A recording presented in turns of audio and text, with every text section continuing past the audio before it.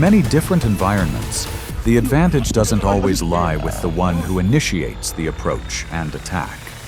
When conditions change, the opponent's reaction can disrupt or reverse the momentum of the attack.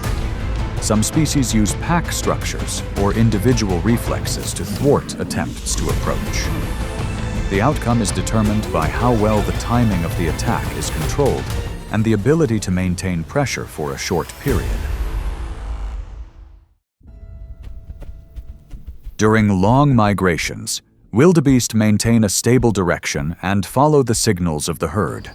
Individuals maintain a reasonable distance, adjusting their positions to the general rhythm to avoid becoming separated. This precise orientation helps the herd stay on track even when the environment changes. When unexpected approaches occur, this movement pattern supports a quick reaction at close range.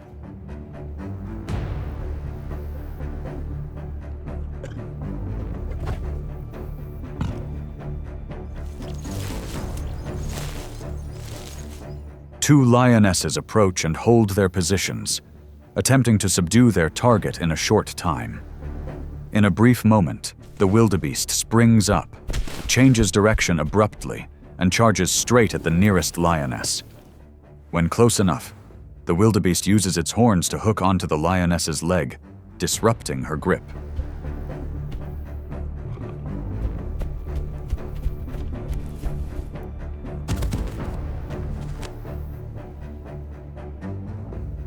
One lioness loses her stability and fails to maintain her approach.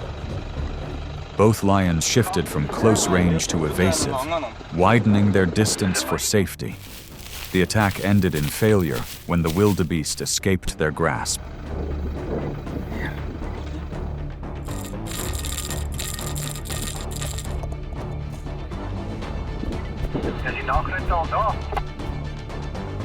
The sequence of events concluded with a timely run and change of direction that altered the course of the battle. The wildebeest broke the point of contact by targeting the lion's lower limbs. With the grip lost, the lion was no longer able to maintain control.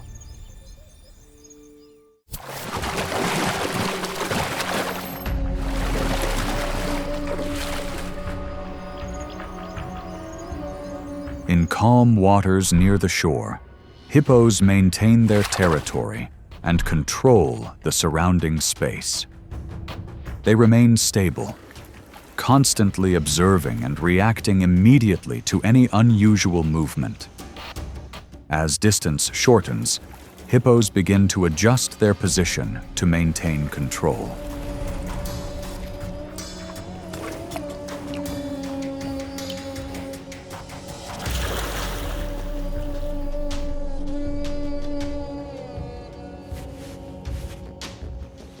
From the edge of the shore, lions advance into the water and quickly lose their advantage in movement.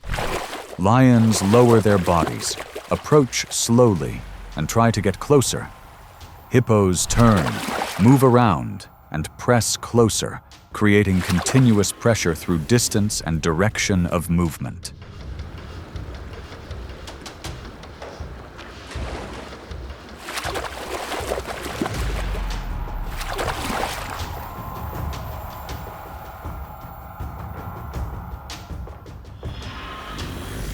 Lions do not maintain their attack and instead seek an escape route from the water. Hippos continue to squeeze the space, maintaining close proximity and preventing them from holding their position. The situation ends when the lion leaves the water. Timely escape is crucial.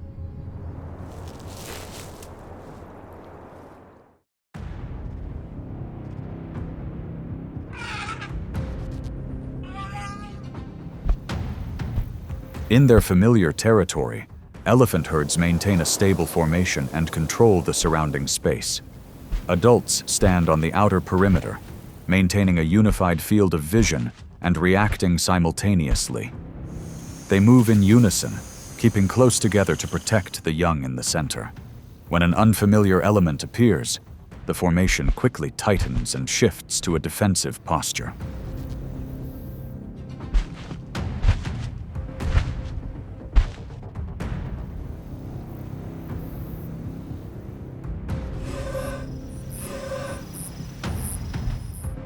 Near the carcass, lions are feeding, so their concentration decreases and they are easily distracted. Lions leave their positions, lower their bodies, and move slowly to observe the elephant herd. When lions attempt to approach, the distance narrows, and there is no longer a safe moment.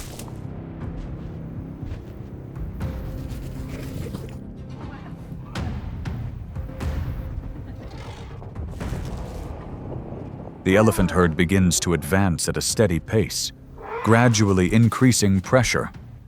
A single individual suddenly charges, forcing the lions to separate and retreat from their original position. Other individuals continued to advance, maintaining constant pressure and blocking all escape routes. The attack ended in failure.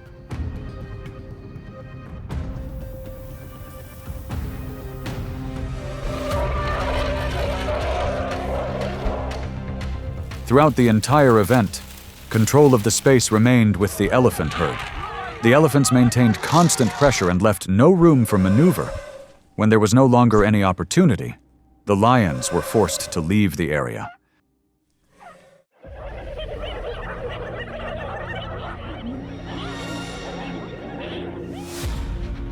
Within their shared territory, the hyena pack maintains a dispersed formation, but is always ready to regroup when needed. Individuals constantly observe and maintain appropriate distances to support each other. Upon detecting any unusual activity, they quickly close the circle and apply pressure from multiple directions.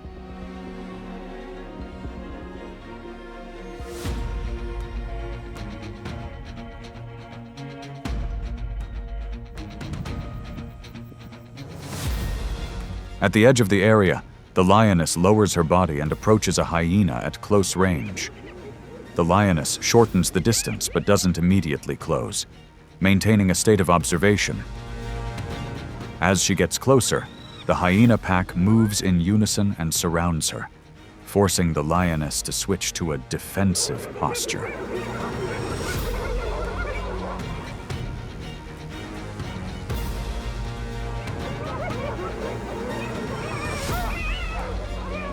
The pressure from multiple directions causes the lioness to lose her position and retreat. The hyena pack continues to advance step by step, maintaining constant pressure. The attack ends in failure when the lioness is forced to leave the area.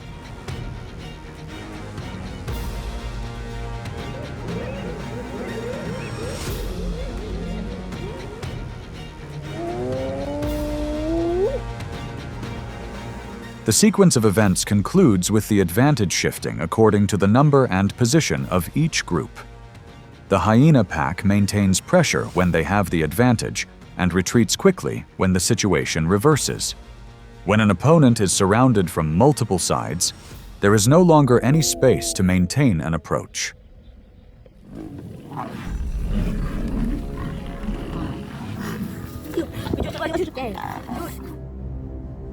On the quiet grassland, African buffalo begin to demonstrate their group defense. From a close distance, they maintain a stable formation, standing close together and moving slowly. Individuals maintain constant coordination and observe in the same direction when there is any sign of abnormality. This formation facilitates the formation of a collective response.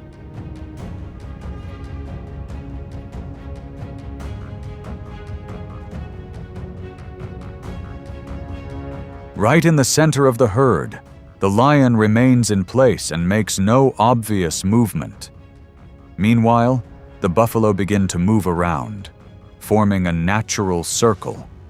When the distance is close enough, one individual suddenly charges.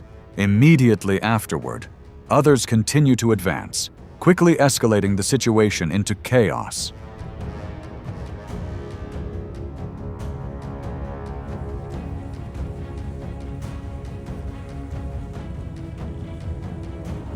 The lion loses its position and is forced to retreat.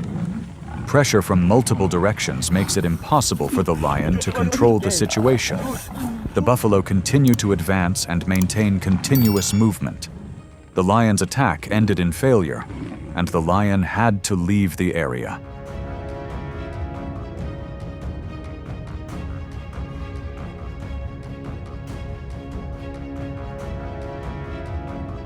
The situation ends when the entire pride's reaction becomes uncontrollable by a single opponent.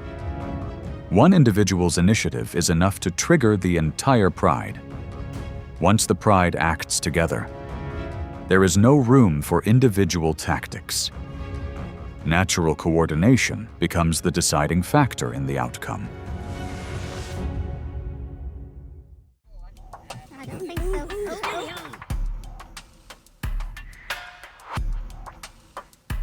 In open areas, rhinos maintain their position and react based on their senses of the surroundings. Their vision is limited, but they constantly turn their heads to keep their faces turned toward any nearby movement. Upon sensing approach, the rhino adjusts its stance to maintain a safe distance.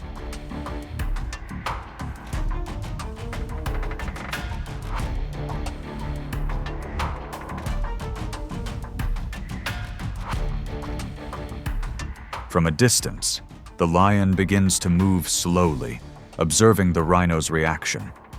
The lion closes the distance and then stops, avoiding direct contact and circling the target.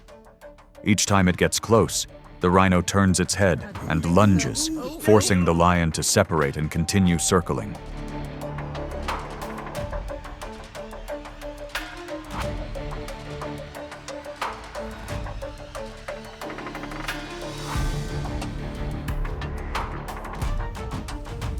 After several attempts to approach, the lion cannot maintain its position and must change direction. The rhino creates constant pressure, leaving no safe space to get closer. The attack ends in failure, under constant surveillance. The opponent is forced to leave the area.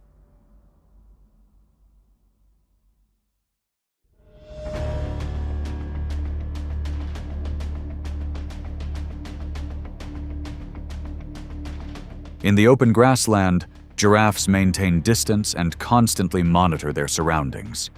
Giraffes move in a straight line, using their long strides to keep their distance from threats.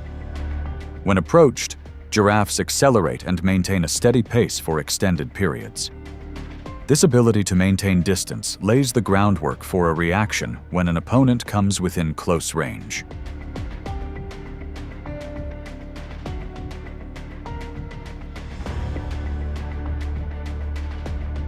From behind, a pride of lions accelerates in pursuit, attempting to wear down the giraffe. A lioness closes the distance and aims for a position near the neck when close enough.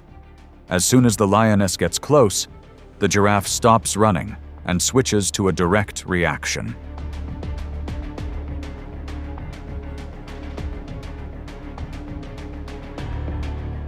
The giraffe delivers a kick with its front leg, with almost instantaneous reflexes.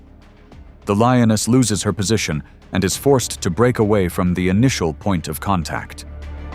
The attack ended in failure when the lion retreated immediately after the approach.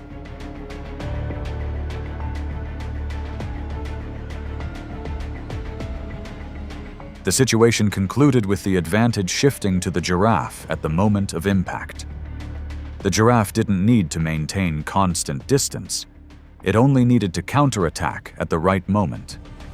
The lion failed not because of a lack of strength, but because it couldn't control the timing of its approach.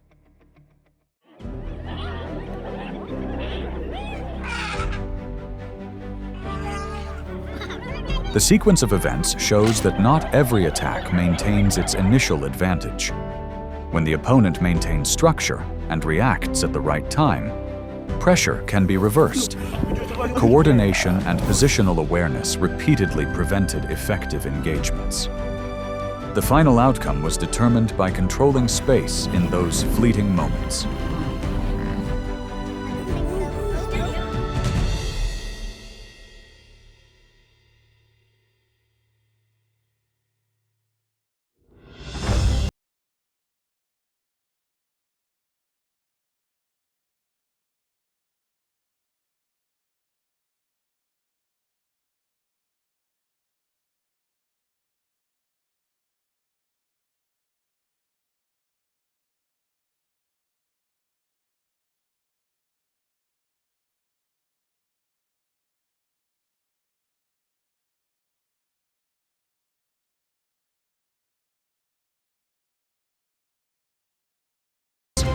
subsequent approaches no longer achieve their initial goals.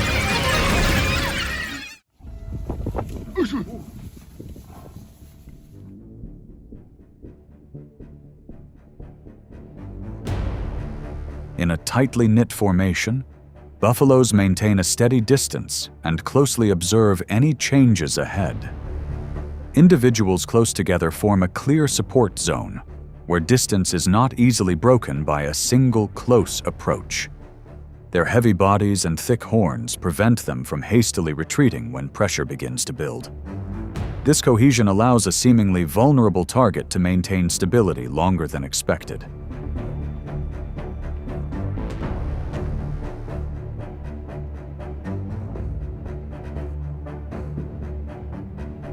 At the edge of the formation, lions begin to adjust their approach and keep their movements low. They wait for the moment to close in, aiming to break the safe distance in front of their prey. But instead of retreating, buffaloes begin to move closer, creating counterpressure from the front. The moment the lions turn to escape the pressure is when the roles between the two begin to reverse.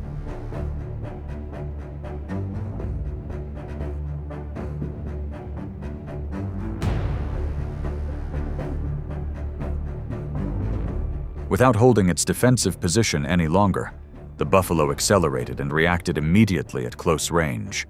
The counterattack sent the lion flying, completely losing control in mid-air and veering off course from its initial approach. It escaped the situation, but was no longer able to return to its hunting position. The outcome is determined when the targeted party shifts completely from defense to direct attack.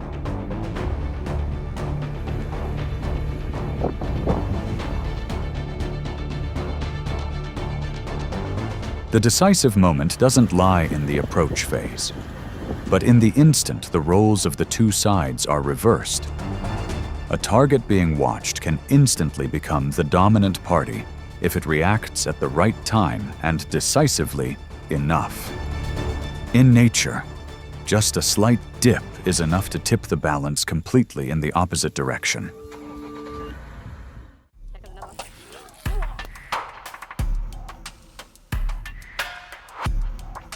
In a dry, poorly sheltered environment, the honey badger maintains its survival instinct by remaining highly vigilant and staying very close to its cub.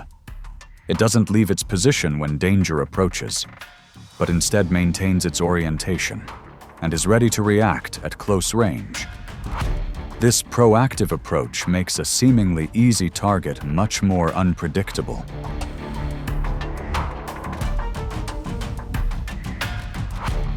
To minimize the risk of a direct confrontation, the leopard chooses a discreet approach at close range.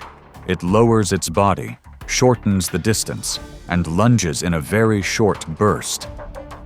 But as soon as the approach begins, the mother badger appears and lunges forward with lightning speed. The leopard's advantage is almost immediately broken.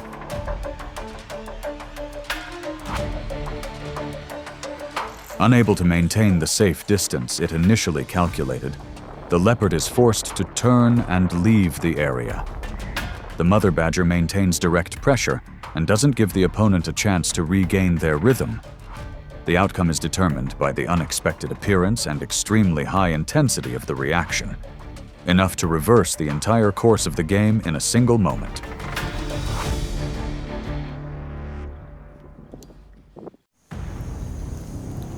In open areas, the oryx doesn't deviate from its course, using its long horns to create a barrier directly in front of it. It maintains a steady pace, monitoring distance and only shifting its stance when the threat is close enough. This calmness lays the foundation for a controlled confrontation.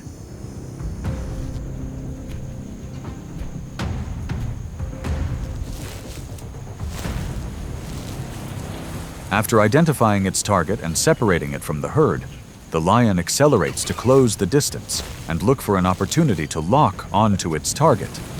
When approached, the oryx turns its head and brings its horns into the approach axis, forcing the chase into a direct confrontation. The lion constantly changes angle to avoid the horns, But each time it changes direction, the prey turns accordingly, maintaining a distance that prevents a stable point of contact.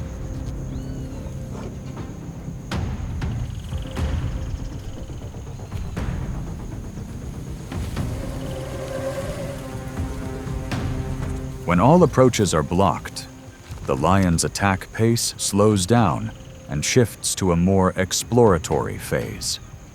The oryx keeps its horns always pointed toward its opponent, leaving no obvious gaps. Finally, the lion is forced to maintain its distance and leave. The outcome is determined by the prey's ability to maintain continuous spatial control, not by the initial lunge.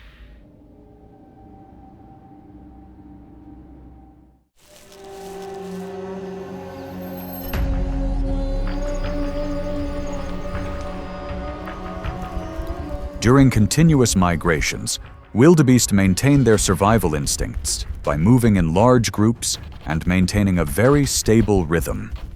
Each individual relies on synchronized movement to avoid being separated from the herd.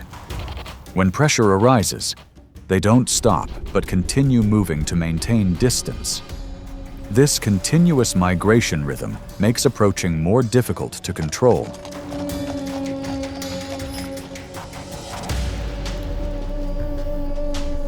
From the edge of the herd, the lion observes and chooses an individual with a slower pace to follow. It waits until the distance is close enough, then accelerates to close the gap in a short time. The approach is rapid, forcing the prey to react immediately. The stable state is broken in just one movement.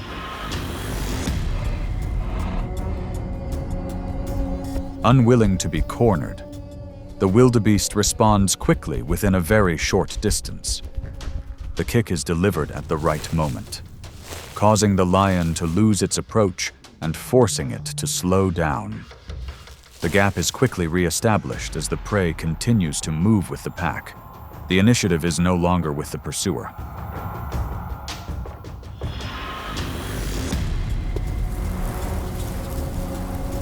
The decisive factor is not the closing in, but the prey's ability to maintain continuous movement. As long as the rhythm of movement remains unbroken, the chance of survival is maintained. With the right timing, the advantage can be regained within seconds.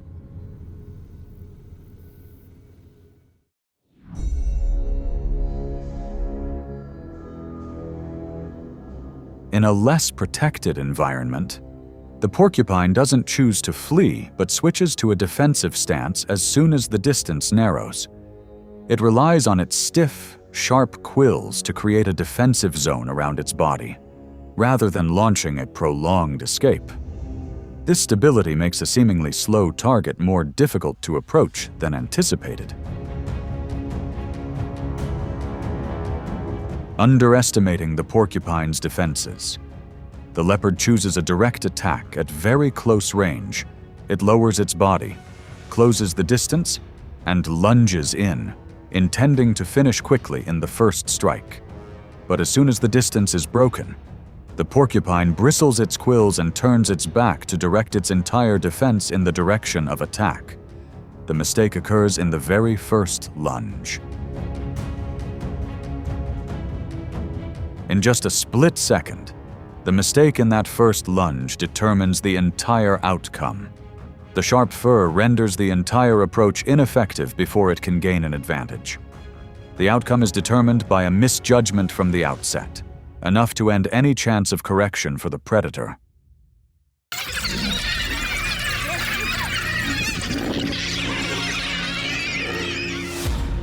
In open spaces near water sources, African wild dogs maintain their survival instincts by moving very tightly in formation and reacting almost simultaneously to any changes. Their strength lies not in individual dogs, but in their ability to maintain a collective rhythm, quickly encircle, and continuously apply pressure from multiple directions. This pack discipline allows them to control space better than their individual size might suggest.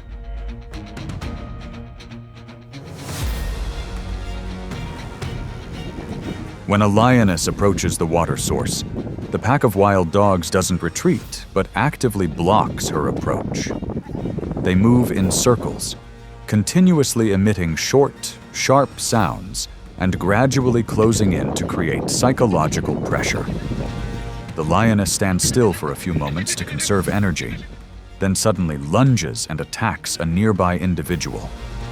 But at that very moment, the entire pack of wild dogs reacts immediately and applies pressure from multiple directions.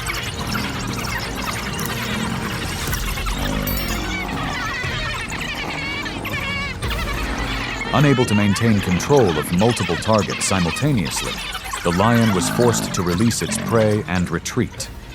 The pack of wild dogs then launched a coordinated assault, harassing the lion from multiple directions and preventing it from regaining its distance. The outcome was decided not by the strength of individual dogs, but by the tight pack discipline that allowed them to reclaim space and neutralize the predator's advantage.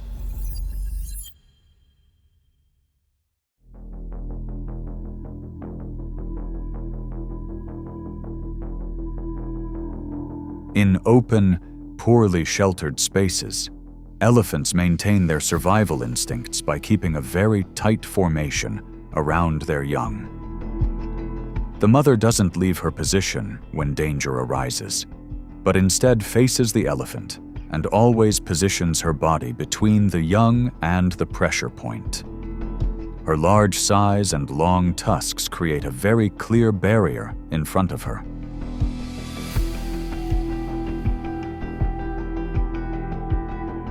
On the outside, lions don't charge immediately but circle around to find a small gap between the young and the mother. They maintain short approaches, applying pressure while waiting for a weakness to appear in the formation. But each time the distance narrows, the mother lowers her head and shifts to an active attack stance. Any approach is immediately blocked before a full charge can be formed.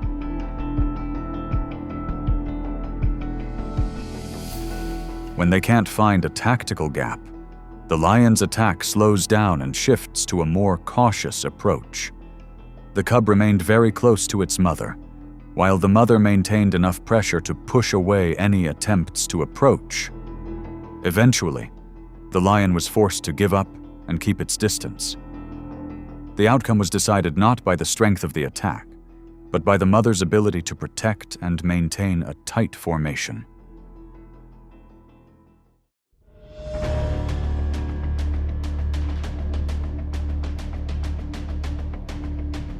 In arid regions, wild boars don't wait to clearly identify the danger. They react almost instantly to any unusual movement. They don't rely on brute strength to confront it, but rather on incredibly quick reflexes the moment a danger signal appears. Their short, sturdy, and agile bodies allow for almost instantaneous acceleration in the first few seconds. This quick reaction is what keeps them alive before the pressure can completely close.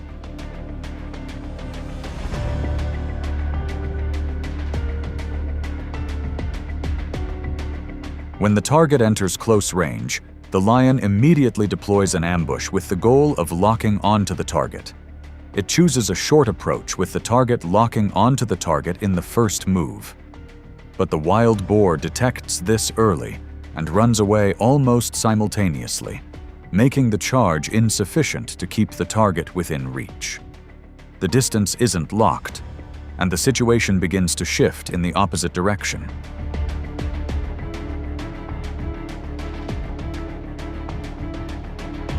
Within the first few seconds, the outcome of the chase begins to become clear. The lion tries to maintain its pursuit, but the ever-widening gap makes the chase less effective. It slows down, breathes more heavily, and eventually comes to a complete stop when the catch is no longer maintained. The result is determined by the prey's instantaneous reflexes, not by the initial ambush.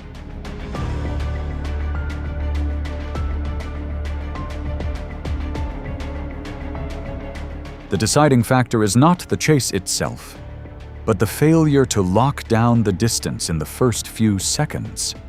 A well-planned approach can still fail if the distance isn't locked in at the right moment.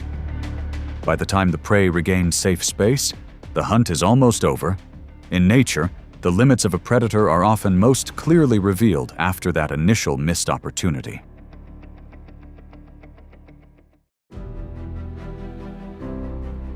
When each approach loses its rhythm and control, the line between predator and prey becomes more fragile than ever. Seemingly precise close-range attacks can be thwarted in a split second when the opponent reacts at the right moment. In nature, strength alone does not guarantee success without the ability to control space and timing. And sometimes, failure doesn't stem from weakness, but from a small, irreparable mistake once the opportunity has passed.